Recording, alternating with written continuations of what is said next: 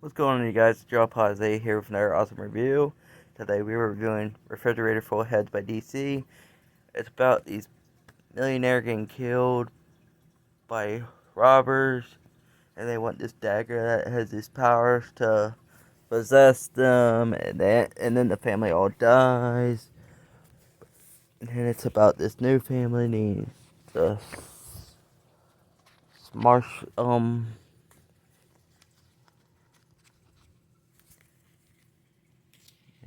I don't really they die.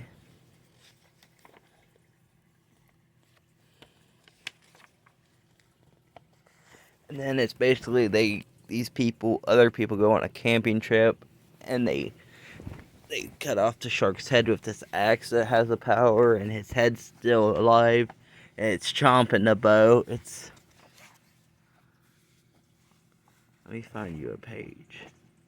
Also, this video is sponsored by the Expansion Game. This video is sponsored by the Expansion Gaming Corner.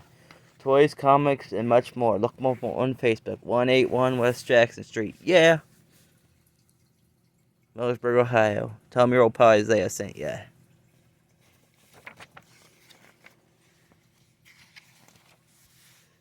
They cut his head off. It's still chomping.